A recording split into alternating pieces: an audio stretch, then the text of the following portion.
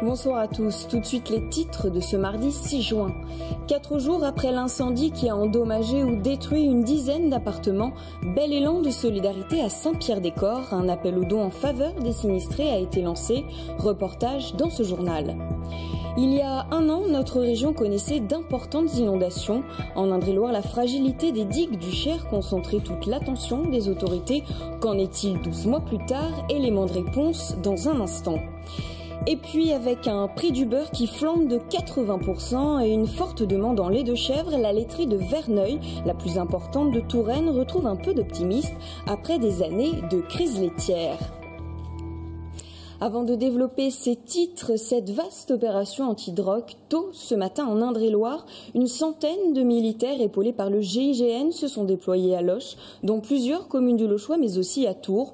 Plusieurs perquisitions ont été menées dans le cadre d'un vaste trafic de stupéfiants. 16 personnes ont été interpellées et placées en garde à vue. L'enquête se poursuit. Bel élan de solidarité à Saint-Pierre-des-Corps. 4 jours après l'incendie qui a endommagé ou détruit une dizaine d'appartements dans le quartier de la Rabatterie, une collecte a été lancée pour venir en aide aux personnes sinistrées, un mouvement spontané. Dans le quartier, cet incendie naît de l'embrasement, vraisemblablement criminel, de 3 voitures en stationnement et vécu comme un véritable traumatisme. Aurélie Renaud. De loin, on pourrait croire à un vide-grenier. Nous sommes pourtant à l'école maternelle Paul-Louis Courrier. Depuis 8h30, c'est opération collecte de dons pour les sinistrés de l'incendie. Alors depuis ce matin, ça n'arrête pas d'affluer les vêtements, beaucoup essentiellement des vêtements. On a aussi des promesses de meubles, mais qu'on ne peut pas pour l'instant prendre parce que nous n'avons pas de local pour stocker. Vêtements, jouets, vaisselle, l'appel aux dons a été lancé par l'association des parents d'élèves. Ici, des riverains apportent de la nourriture.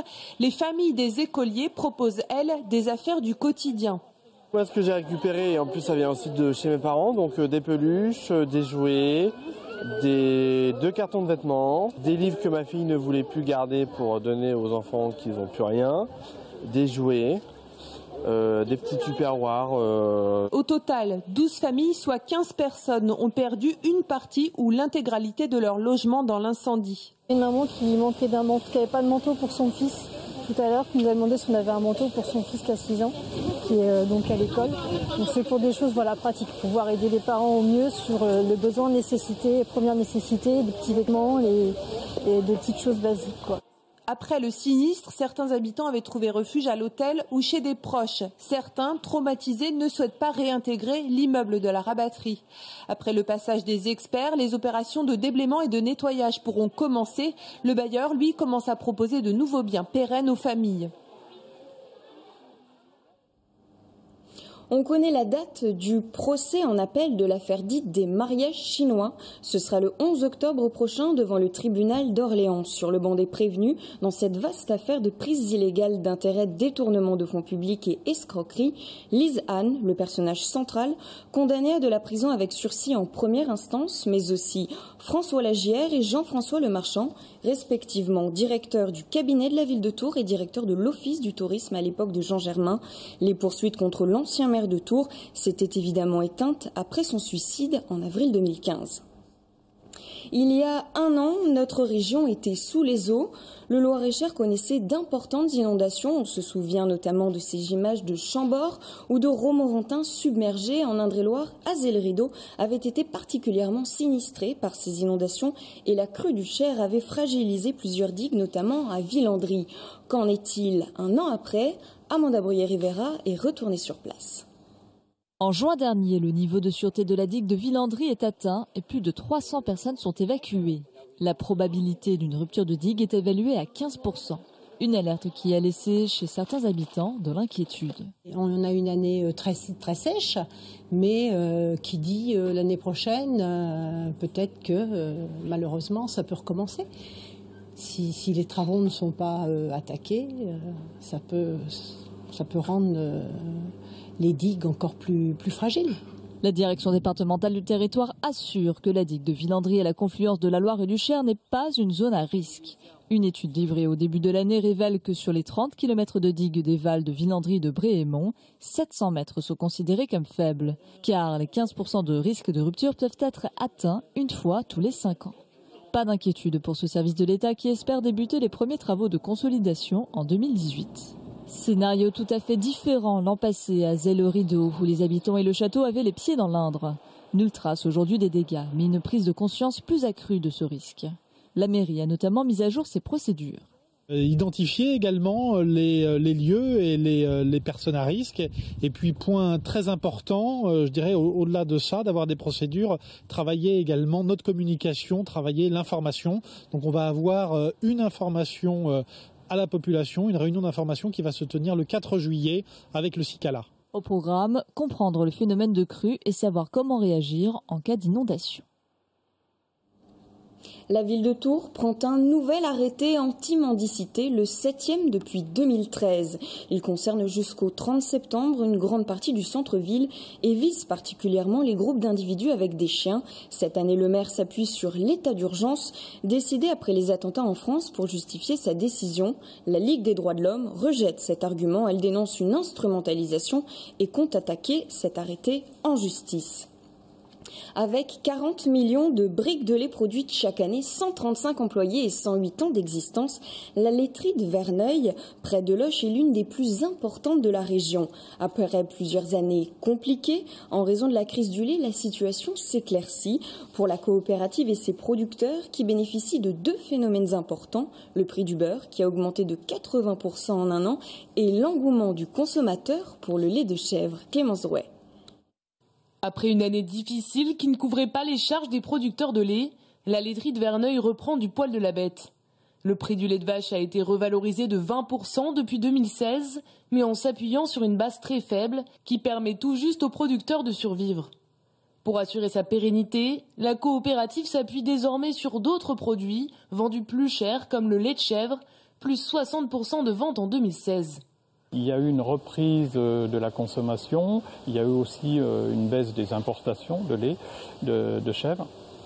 Et donc nous, à notre niveau, nos producteurs ont repris un petit peu la production parce que la valorisation a aussi été meilleure, donc ce qui leur a permis de remplir les bâtiments et d'avoir un peu plus de chèvre. Autre coup de pouce, la hausse de 80% du prix du beurre sur le marché mondial. Ici, il s'en fabrique 2500 tonnes par an. Cela représente 20% du chiffre d'affaires annuel de la coopérative. Le prix du sous-produit du beurre, qui est le lait écrémé, est très bas.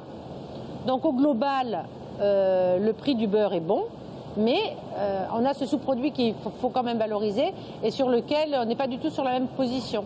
Alors qu'il y a eu une période en 2013 et début 2014 où là, à la fois le prix du beurre et le prix de la poudre étaient élevés. Le bio aussi participe à la relance de l'industrie laitière.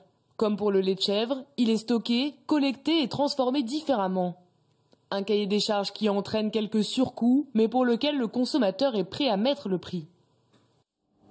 Priorité au tourisme pour le Loir-et-Cher et l'Indre-et-Loire. Les deux départements viennent de signer une convention pour promouvoir la destination Val-de-Loire, un partenariat qui porte aussi bien sur la communication, la valorisation des initiatives locales ou l'élaboration de l'offre touristique de demain. On écoute Nicolas Perruchot, le premier vice-président du conseil départemental de Loir-et-Cher, ainsi qu'Étienne Martegoutte, le président de l'agence départementale du tourisme d'Indre-et-Loire. Nous sommes deux territoires différents, avec des organisations différentes, mais nous faisons la promotion d'une seule destination qu'est le Val-de-Loire. Et donc ça nécessite pour nous de travailler ensemble, de rapprocher nos équipes et nos structures, et de faire en sorte qu'on puisse parler d'une même voix et d'une seule voix quand il s'agit de mettre en avant l'aspect touristique, le développement touristique de ce merveilleux territoire qu'est le Val-de-Loire. Mettre en œuvre des projets, des actions pour accompagner l'ensemble des acteurs touristiques de notre département à aller chercher de nouveaux touristes, une nouvelle clientèle touristique pour développer l'attractivité et l'économie touristique de nos deux territoires. Les deux lions de toutes les couleurs. 5000 coureurs ont participé ce dimanche à la deuxième édition de Happy Color, une course dont le principe est de parcourir les 5 km du tracé en étant régulièrement aspergés de poudre colorée et visiblement, les participants ont adoré. Écouter ces quelques réactions au micro de Bastien Mathieu. Très bien, coloré. Marrant. Très rigolo. À faire en famille, c'est pas mal. Ça donne qu'on ne voit pas grand chose du coup. On le fait juste entre amis, c'est pour le plaisir quoi. Oh là là, ah j'ai la peinture partout mon pote. Ah c'est dégueulasse. Ah c'est dégueulasse. C'est un coup de sable, mais ça se mange, c'est bien. Et puis l'autre événement du week-end, c'était les 20 ans du festival Les Années Jouées, un rendez-vous incontournable des arts de la rue. Clémence Drouet. Trompettes, trombones et saxophones ont vite fait oublier la pluie aux Années Jouées.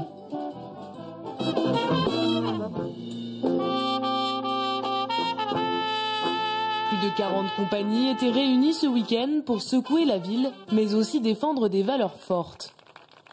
Et la convivialité, la tolérance, vivre ensemble, et puis proposer des spectacles à la fois qui font rêver, mais certains spectacles qui font réfléchir aussi sur notre société.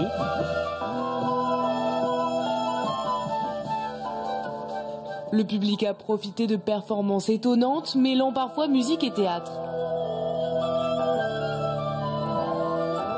Tous sont venus partager un bon moment, le plus souvent en famille.